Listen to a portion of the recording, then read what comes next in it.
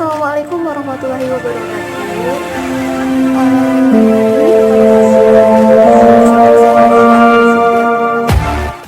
Assalamualaikum warahmatullahi wabarakatuh. Ini pertama kali aku bikin vlog setelah sekian lama aku wisuda pada tanggal 29 Januari 2020. Maaf banget nih karena berhubung ada beberapa kendala sih kenapa aku belum bikin vlog sesuai dengan janji aku sama teman-teman untuk share gimana sih tips dan trik supaya teman-teman bisa wisuda tepat waktu. Di sini aku mau cerita dulu nih. Pada kemarin aku wisuda di semester 7 kan. Semester 7 selesai aku PKL, alhamdulillah aku bisa wisuda dan alhamdulillah aku bisa menjadi lulusan terbaik. Tentunya ini sih berkat doa, dukungan dari semua orang-orang yang sayang sama Feni, terutama dari mama, dari bapak, dari keluarga besar Feni, dari sahabat-sahabat Feni, dari teman-teman organisasi dan juga teman-teman yang ada di jurusan. Terus teman-teman, sebelum teman-teman itu lebih lanjut nonton vlog ini, please like, comment, share, dan subscribe channel YouTube aku ya. Dan mudah-mudahan apa yang Feni sampaikan ini bisa bermanfaat untuk teman-teman semua. Di sini sih Feni cuman pengen kita sharing aja. Kenapa Feni bisa wisuda di semester 7? Bukan karena Feni paling pintar, tapi karena Feni start lebih dahulu dan Feni berusaha lebih keras. Itu alasannya kenapa Feni bisa wisuda di semester 7. Lalu kalau ditanya, teman-teman sering sekali DM aku di Instagram, sering sekali nanya, banyak banget kan nomor-nomor baru dulu pas selesai wisuda nih. Kak Feni wisudawan terbaik UIN Mataram nih tahun angkatan 2019-2020 semester ganjil. Kak Fen gimana sih, kenapa Kak Feni bisa wisuda semester 7 nih? Kak Feni bisa jadi lulusan terbaik. Kak Feni padahal kemarin itu masih PKL loh, sibuk di organisasi. Kak Feni sibuk sana sini, tapi Kak Feni bisa untuk wisuda tepat waktu, alhamdulillah. Tentunya itu berkat dukungan, doa dari semua orang, dan tentunya melalui usaha yang keras dan juga komitmen dari diri kita sendiri.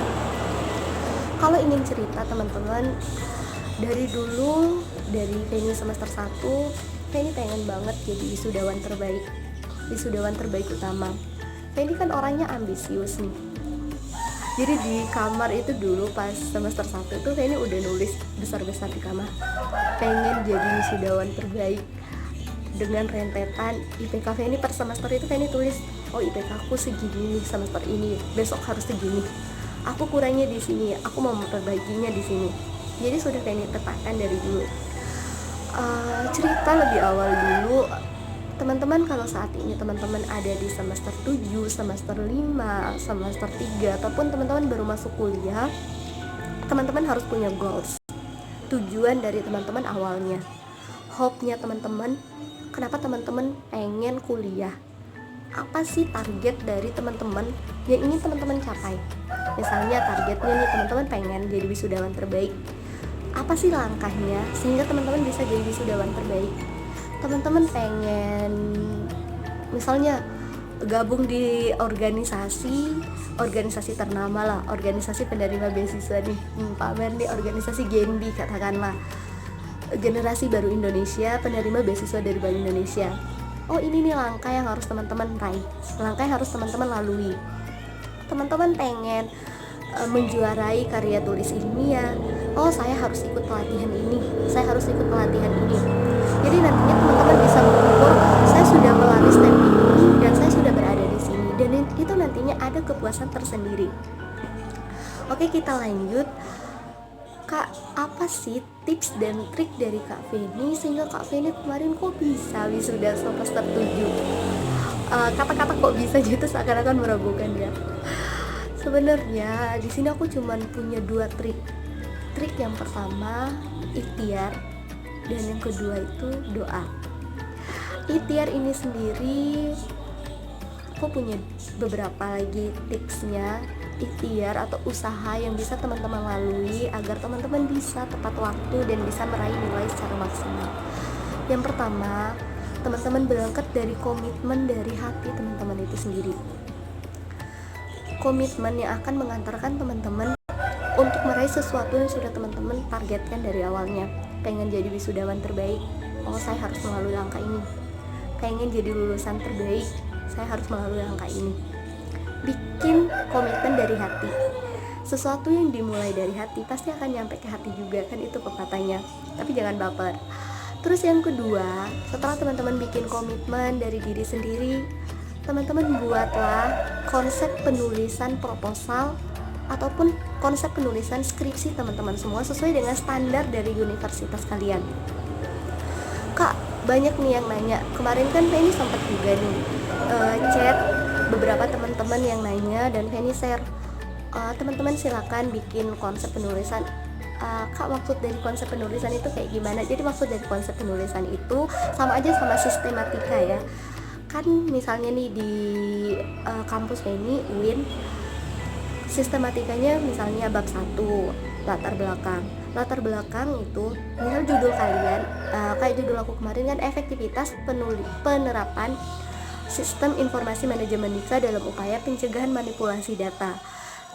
Latar belakangnya teman-teman tulis list dulu, apa sih yang akan teman-teman taruh di latar belakang. Misalnya pengertian pernikahan dahulu, setelah pengertian pernikahan lalu teman-teman kaitkan dengan masalah SIMKA, lalu kenapa teman-teman tertarik untuk mengangkat judul itu. Setelah teman-teman bikin konsep penulisan, teman-teman langsung mencari referensi yang akan mendukung proposal dari teman-teman ini. Ini adalah tips yang ketiga, mencari referensi, mencari buku, jurnal sesuai dengan judul ataupun topik yang kalian angkat di skripsi kalian. Setelah itu, mulailah untuk mengerjakan ini nih yang agak berat. Teman-teman udah punya buku, udah punya judul, pengen ngerjain tapi males. Gimana sih Kak mengatasi rasa males itu sendiri? Sebenarnya malas ini sebenarnya lumrah sih dalam diri seseorang. Tapi kalau Penny, cara mengatasi rasa malas itu sendiri, Penny selalu ingat hope-nya Penny dari awal. Kenapa sih Penny pengen memulai ini dulunya?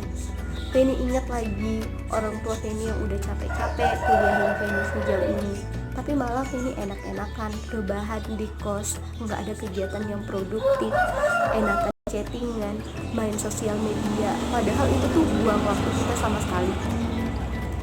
Kita nggak pernah mikir orang tua kita banting tulang sana sini nyari uang. 1.000 rupiah itu tuh berat banget loh untuk didapatin. Tapi kita seakan-akan enteng banget, apa-apa lah, bentar. Sampai itu tuh berminggu-minggu tertumpuk-tumpuk. Teman kita udah seminar tapi kita masih aja judulku belum masuk, ini Fen. Nah, ini nih yang salah. Terus langkah selanjutnya, setelah teman-teman bisa untuk mulai mengerjakan dan mengatasi rasa malas kalian, buatlah deadline dari penulisan itu sendiri. Kalian bikin target, aku menulis proposalku 3 hari, aku menulis proposalku 7 hari. Gak apa-apa, kalian mau nulis itu juga 2 minggu juga gak apa-apa. Tapi teman-teman harus pastikan proposal yang kalian tulis itu secara maksimal prosesnya, bukan hasilnya, prosesnya aja dulu. Masalah baik dan buruknya itu, benar dan salahnya itu nantinya kita akan lihat dari hasil bimbingannya kita. Sepintar apapun kita dalam membuat proposal itu, pasti ada aja salahnya. Salah titiknya lah, tipe lah, disuruh cari tambah referensi lah, ini itulah, menurut dosen pembimbing kita masing-masing. Jadi itu nggak apa-apa, itu adalah sebuah proses yang harus kita lalui. Terus Kak Feni, kemarin Kak Feni sambil PKL, tapi bisa sambil bimbingan. Jadi ceritanya kemarin, ini kan PKL ini sekitar 2 bulan. Kenapa bisa sambil bimbingan? Jadi setiap pagi itu dulu Feni selalu ngantar proposal Feni pagi. Jadi bangun, sholat subuh, siap-siap untuk berangkat PKL, dan proposal itu dari tadi malam udah Feni kerjain. Pagi jam 7 Feni udah ada di kampus, udah ada di depan ruangan dosen pembimbing Feni untuk ngantar proposal. Pagi Feni ngantar proposal, jam 8 Feni udah ada di tempat PKL karena kita masuk mulai jam 8. jam 12 itu waktu istirahat kita. Dulu Feni magang di Pengadilan Negeri Mataram. Jadi jam 12 itu Feni manfaatin untuk pergi di tempat penelitian Feni. Mungkin ada yang ketinggalan lah, ada sesuatu hal yang harus Feni perbaiki, dan Feni juga sharing sama orang-orang yang ada di tempat penelitian Feni. Begitu aja setiap hari. Dan setelah selesai dari tempat penelitian, Feni kembali lagi ke tempat magang. Kapankah istirahatnya? Istirahatnya cuma sholat sama makan doang. Jadi waktu istirahat itu kan 1,5 jam, itu Feni manfaatin benar-benar untuk melakukan penelitian. Dan jam 2 itu sudah kembali lagi di kantor. Pulang PKL jam 4:30, Feni kembali lagi ke kampus untuk ngambil revisian Feni. Begitu aja tiap hari, jadi itu gak kerasa. Sambil KKN juga gitu dulu. Tempat KKN Feni itu jauh, Lombok Timur, Feni ke Mataram lagi untuk revisian. Tapi itu akan terasa dekat karena Feni ingat orang tua Feni pengen Feni jadi orang yang pintar, pengen Feni jadi anak yang cerdas. Feni harus berusaha lebih keras dan hasil yang akan Feni raih nantinya tidak akan mengecewakan Feni. Begitu aja teman-teman. Terus kalau ditanya, Kak, tapi pastinya nanti kita capek, pasti nantinya kita jenuh, gitu-gitu aja terus. Teman-teman, itulah tujuan adanya doa. Kita meminta ketetapan hati kepada Allah supaya kita kuat menjalani segala aktivitas kita, menjalaninya dari hati, meniatkannya untuk ibadah. Itu tuh nggak akan pernah ngerasa ngebebanin kita. Beda kalau kita berat banget kan, udahlah selesai PKL, udahlah istirahat dulu, kerjain laporan lah, ngerjain inilah. Sebenarnya itu tergantung dari manajemen time-nya kalian. Kalian bisa mengatur jam segini aku istirahat, jam segini aku main HP, jam segini aku jalan-jalan, jam segini aku udah ngerjain proposal. Jadi dulu pas ini skripsian itu sebenarnya lucu juga, karena sampai senior Feni tuh Feni gangguin kan tiap hari, Kak ajarin dong gimana sih caranya supaya Feni tuh bisa cepat ngerjain. Sampai dibilang, udah Fen, fokus aja dulu PKL, fokus aja KKN. Tapi Feni tetap berusaha gercep. Aku pengen wisuda semester 7 Kak, aku pengen wisuda cepet, bukan karena aku pengen membuktikan aku pintar, tapi aku pengen membayar semua jerih payah kedua orang tuaku dengan aku wisuda tepat waktu. Itu doang niatnya dulu. Jadi benar-benar ya Allah, aku belum bisa ngasih uang sama orang tuaku, aku bilang belum bisa ngasih kebahagiaan yang lebih untuk mereka. Jadi setidaknya aku gak mau ngecewain mereka dengan memberikan hasil yang tidak maksimal. Itu aja. Aku berdoa, ya Allah, tetapkan hatiku untuk ngerjain proposal ini, untuk ngerjain skripsiku tepat waktu. Allah selalu mudahkan segala urusannya sampai alhamdulillah bisa wisuda. Dan teman-teman, berusahalah untuk menargetkan segala sesuatu. Berusahalah untuk berjuang lebih keras. Kita punya masalah kita sendiri-sendiri, kita punya problem kita sendiri-sendiri, tapi jangan pernah jadikan itu alasan. Jangan pernah menjadikan itu pembenaran dari kegagalan kita. Ya aku gak bisa wisuda cepet Ben, karena orang tuaku punya masalah, jadi aku gak konsen ngerjain. Malah itu akan harus jadi spirit untuk kita. Orang tuaku broken home, aku terlahir dari anak broken home, aku terlahir dari keluarga miskin, tapi itu akan menjadi kekuatan untuk aku. Itu akan seperti pesawat, itu akan menjadi angin yang akan mendorong kita supaya kita bisa terbang lebih jauh. Ingat mimpi-mimpi kalian, ingat semangat kalian dari awal, insya Allah kalian pasti bisa. Mungkin itu aja sih yang bisa aku sharing kali ini.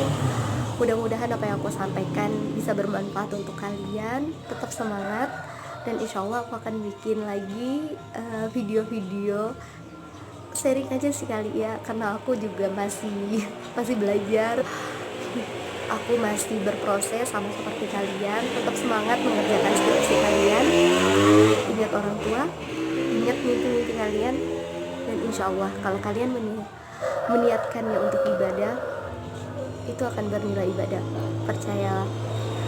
Oke, mungkin itu aja kali ya. Wassalamualaikum warahmatullahi wabarakatuh.